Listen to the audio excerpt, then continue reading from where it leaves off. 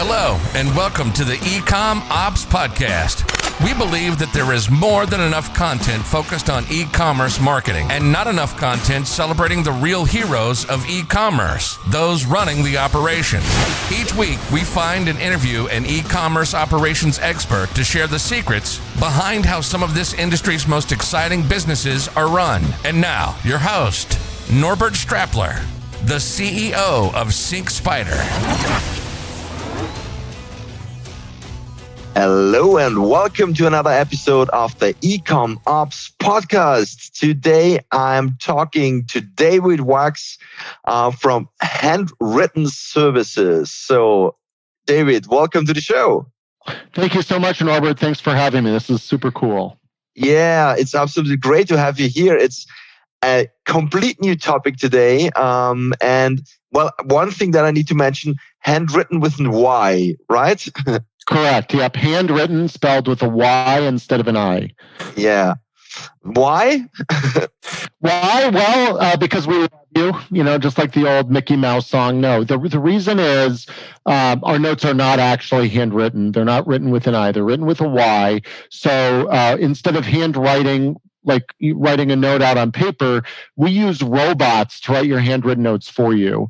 This allows you to scale your handwritten outreach drastically. So instead of having one or two people sitting in an office writing handwritten notes, we have 120 robots that can write those notes for you in real ballpoint pen. We just use a standard Pilot G2 ballpoint pen. Each robot was built in our facility in Phoenix, Arizona. It's completely custom. And then we send out, tens of thousands of notes a week on behalf of our clients. So it's not actually written with, it's not handwritten with an I. It's not handwritten. It's handwritten with a Y because it's written by a robot.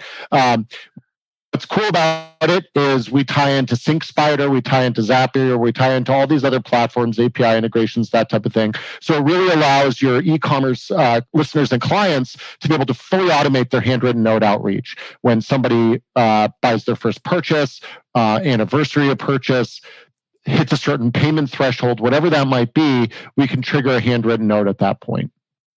Oh, that's cool. And I didn't want to interrupt you, but 120 robots. Correct. Yeah, and building more all the time. Yeah, that's great. When we started this business, we started with an off-the-shelf handwriting machine. We quickly outgrew it. So then we went down this path of designing our own robot technology. Now we build those in one part of our facility. We have staff dedicated to just building these robots. They're built out of a combination of 3D printed parts, laser cut parts. We have a laser cutter that can cut through 1/2-inch acrylic, and then electronic componentry that we source. We put these robots together. They're all controlled via actually systems orchestration technology. So for your super techie listeners, we use Ansible and all these other tools to orchestrate updating the robots and all that type of stuff. But yeah, it's what we're proud about.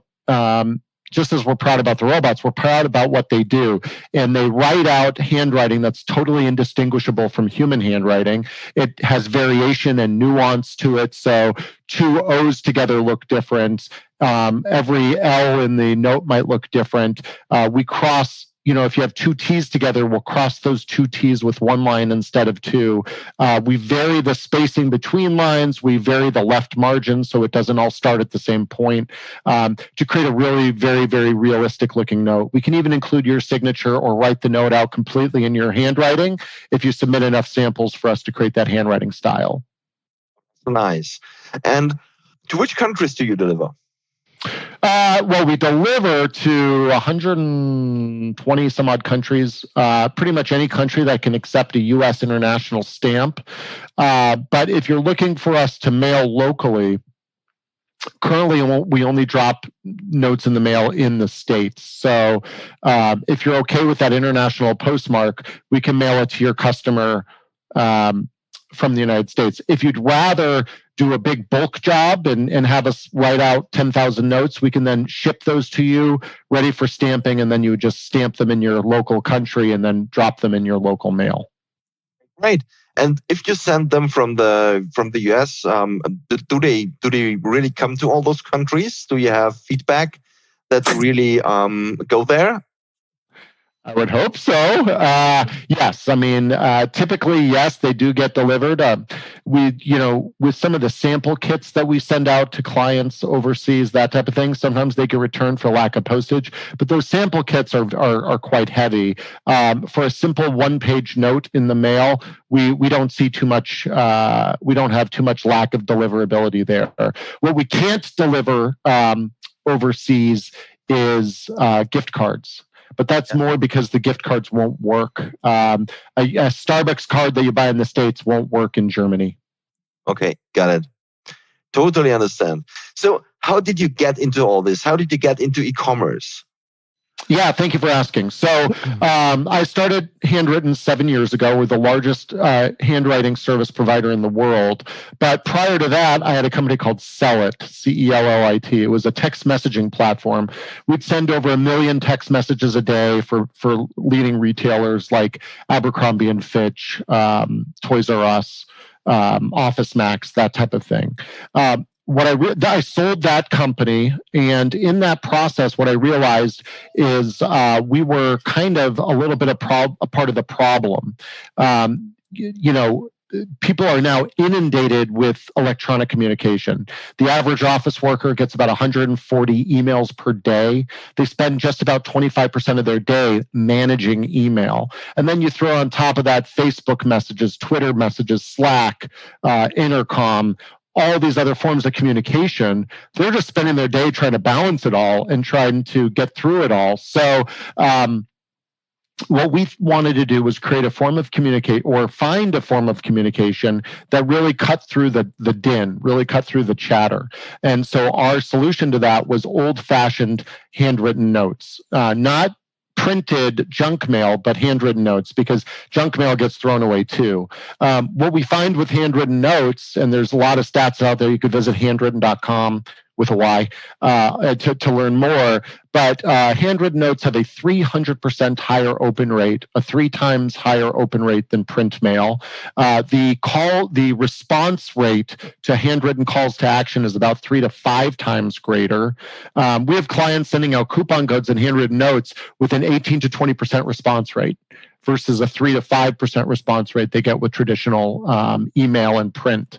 So it really is quite effective. I mean, it's more expensive because you have real stamps and you have real paper, and then the time it takes the robot to write it out, then we have to match the card in the envelope and stuff it, all that. So it is more expensive, but the ROI is certainly there. Absolutely. I really need to think about use that service also for our SingSpider. Yeah, it's really very interesting. What makes you better than the competition? And pardon me, I'm just quitting talking about electronic communication. I have a hard time turning off all the bleeps and blurps that my computer's doing. So I apologize if you heard that. What makes us better than the competition? Well, there are a few competitors in the scaled handwritten outreach space. There's one out of Europe called Scribeless, but it's a laser printed solution.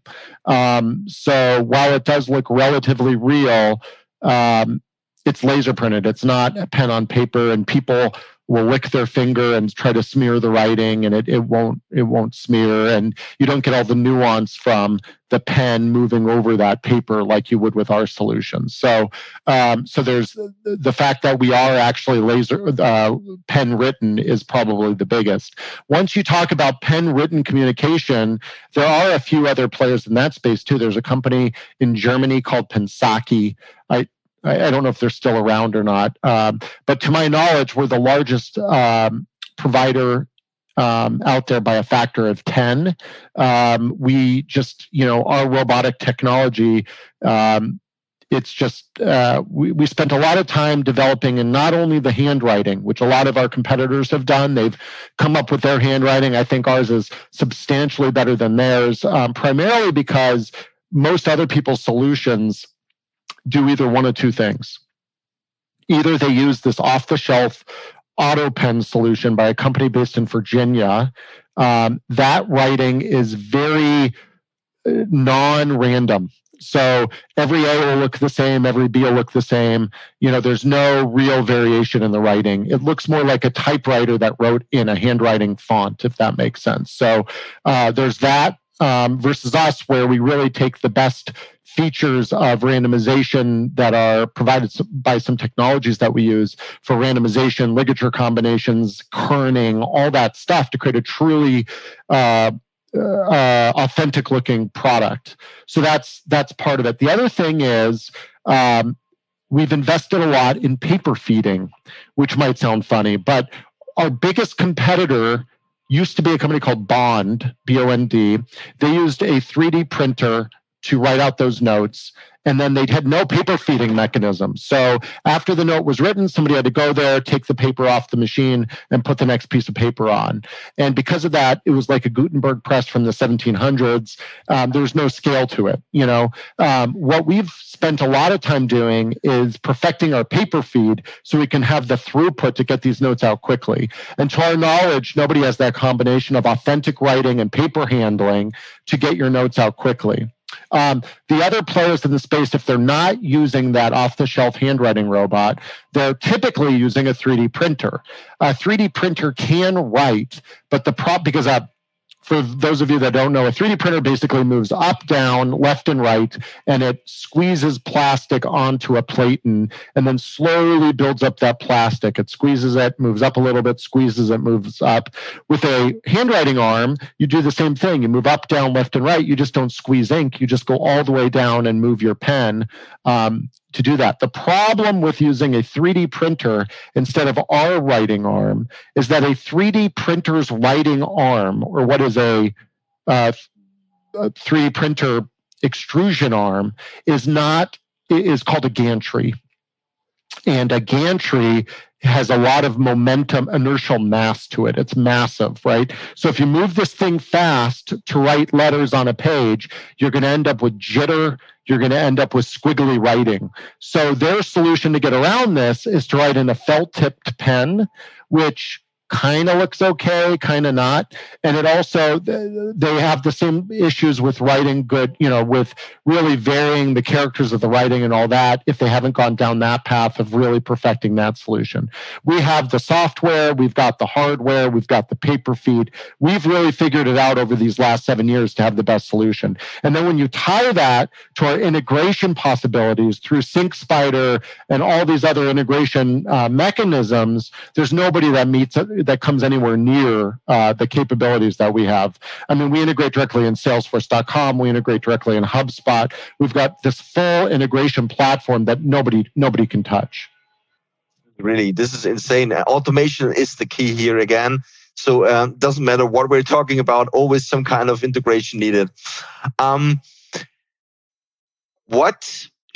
an e-commerce store owner, what could I do to make use of that? So let's say, what makes sense to get the people back to my store, purchase something else, make an upsell? So how can I make revenue because of writing some handwritten cards to them? Well, I think honestly, looking for ROI, I don't want to seem like ROI is not important. ROI is absolutely important, but in this day and age, you could buy anything on Amazon or Alibaba or whatever, just saying thank you for that purchase is incredibly powerful to the customer. So please don't and while it's hard to track that, I think your overall lift, your overall average revenue per customer, your retention rates, all that will increase by doing the human thing and sending a handwritten note. So my first step is thank the customer for the sale. That cannot be overstated. Let me give you an example. We have a customer, they're not an e-commerce brand, they actually are a piano tuner. So they go in your house once a year to tune your piano. They're only in your house once a year. A piano only needs to be tuned once a year. But after tuning your piano, they have an automation set up that sends a handwritten note to that customer. A year later, they go back to that house to tune that piano again. That handwritten note is still sitting on the piano. still reinforcing that piano tuner's brand, still reminding that customer to use that piano tuner. I don't think you're going to find another form of communication that has that longevity. If you send somebody an email, it might be in their inbox for a few days. Maybe they print it out, although doubtful, but it's not going to sit there. If you send them a text message, then that's going to be gone in 2 minutes. So there's that longevity there. And then really with COVID and everything else going on, people really like to feel wanted and needed because so many people are isolated right now. So to reach out and send a handwritten note now, I think is extremely powerful. As far as ROI goes, there's absolutely ROI there. We have a client, they're an e-commerce, they're a large e-commerce suit, bespoke suit company. You basically send them your measurements and they go to China, make a suit and mail it to you right away. With them, they send out these coupon codes around the holidays to give you $50 off your next suit purchase, and they have an 18 to 20% redemption rate compared to their 3% for standard coupons. So coupons certainly work. We're seeing a lot of win-back usage. So if you happen to screw up an order with a client and send a handwritten note apologizing and providing some sort of gift code or credit for that. We have one client, they're a snack box provider. So you can subscribe to the service for your office. They'll send you twice a month boxes of snacks. You put those in your office and your employees can have them.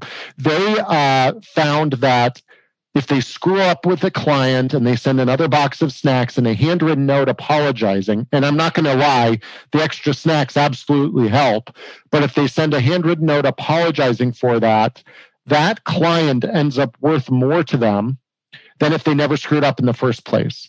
So then obviously what they do is they just screw up with everybody, send everybody a handwritten note, and raise their overall average lifetime value of clients. So there's certainly the win-back example.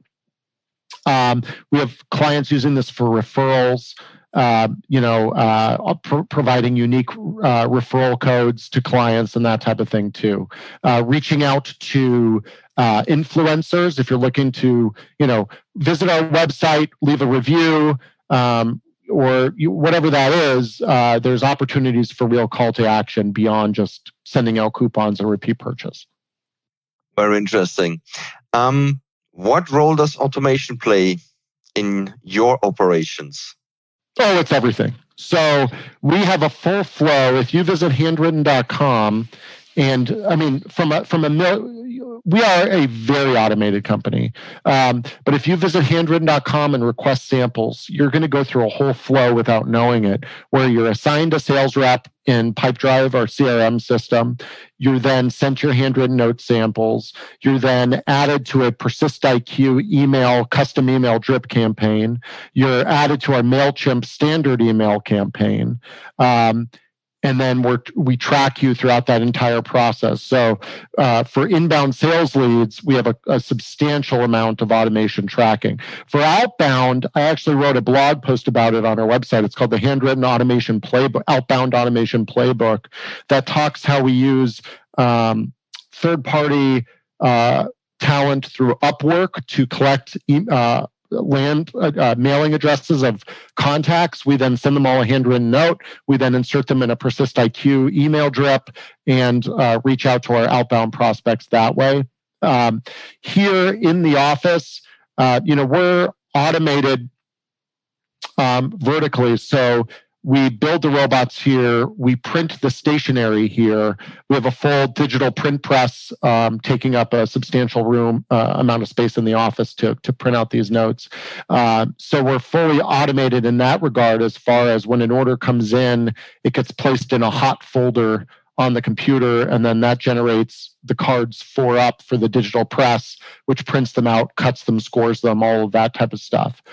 Finally, from a QA perspective, we've really innovated in the quality assurance space. So when orders come in, they're batched by card type. So if you had your own card with us, Norbert, maybe it had a picture of you on it, and you sent 50 of those throughout the day.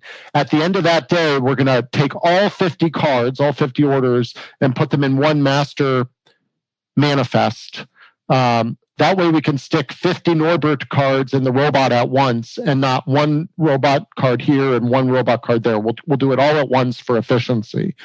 We'll then print out that manifest as well. That manifest has a QR code on it and details about the orders that have come through the system.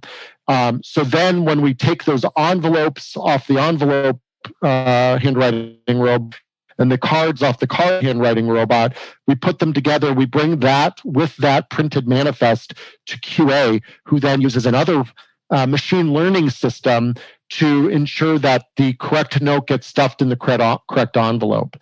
Sending one note and envelope to a person is easy, but when you're doing 10 to 20,000 of these a day, which during the holidays we can do 20,000 of these, it can be quite risky. So we've really invested in machine learning algorithms, machine vision, artificial intelligence, as part of our process to automate the entire flow from printing a card all the way to QAing the order. Wow. And this all for a handwritten card, ladies and gentlemen. Yeah, it's insane, but it is the mass, of course. And I really love it. I love the idea. I always had, what I love personally is when I get a package from an order that I placed,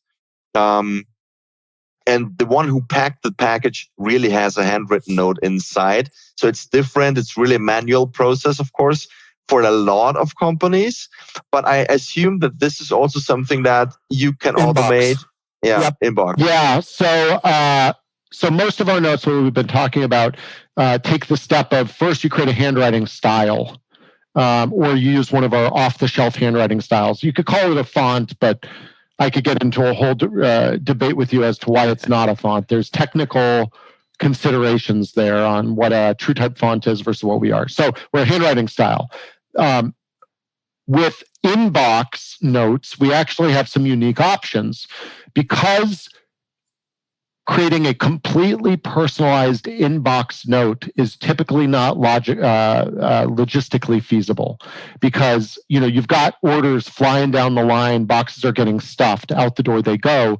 You don't have the time to wait for a robot to write that note or for us to ship you those notes for inclusion in the box. What you'll typically do is take a pre-written note that we've written for you and insert it in that box. Because it's not unique, it could be one of 10 different designs you work with us on, whatever.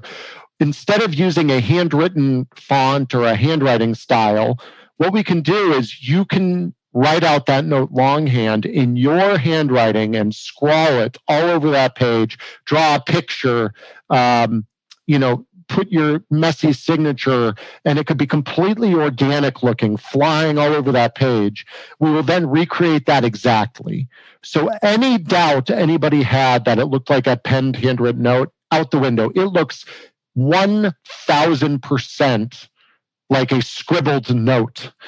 We do this for major mattress manufacturers, for major meal boxes. So when you buy that mattress in the mail and it comes, those foam mattresses that get shoved in the super heavy box, you open up that box, first thing you see is a handwritten note, and that handwritten note has a special message like, thank you for purchasing our mattress. And then below that is a drawing of somebody sleeping in the bed, dreaming of their cat, a little thought bubble showing their cat. So we've created 15 or 20 of those designs so that if you buy 2 mattresses, your first box doesn't have the same note as the second, which reinforces that it looks real. And then when your friends get one, their note looks different.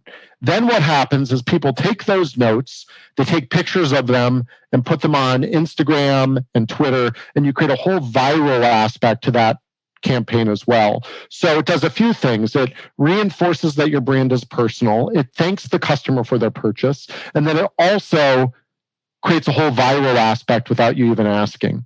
We have a client that is one of the largest YouTube daily morning shows on YouTube.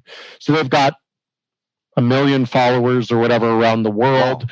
If you join, I don't know, something crazy. Maybe it's not 1 million. I'm not exactly sure, but it's up there. If you join their loyalty program or their fan club, and tens of thousands have, the first thing you get is a handwritten note from the stars of that morning show. They haven't gone through the effort at all of customizing that handwritten note or changing it. Every single person who gets the handwritten note, it says the same thing. It just says their name, dear Norbert, we're excited to have you in the club. And then, their signatures at the bottom.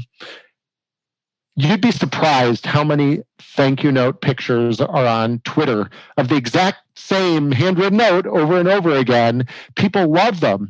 And if they don't get them in a certain amount of time, either because maybe they gave us the wrong address or whatever, or it got lost in the mail, to your point, they reach out to the YouTube show and complain because they've seen on Twitter all these other people getting handwritten notes and they want theirs. So it's pretty interesting how serious this is. Yeah, absolutely. So I truly believe in that it really works. Last question for today. Yes. Who has taught you the most about e-commerce in your career? That is an excellent question. The most about e-commerce. So besides you, Norbert, I listened to another podcast called the Inbound Marketing Success Podcast with Kathy Booth. I don't know if you've listened to that one at all, but it's excellent because she does, as you do, she does deep dives with subject matter experts just to learn a lot about, her background is HubSpot automation. So learn a lot about HubSpot, which we actually don't use, but just about integration technology. You should be on that show to talk about SyncSpider. Would be nice. Thank you. Yeah. To talk about all that. But I just get, I can't think of one particular thing from that show, but I listen to that show quite regularly to learn more about SEO, SEM, that type of thing. I do have a close friend that I grew up with here in Arizona, who's now his name is Joe Sinkwitz. He's a big expert in search engine optimization. I've learned quite a bit from him as well. Awesome.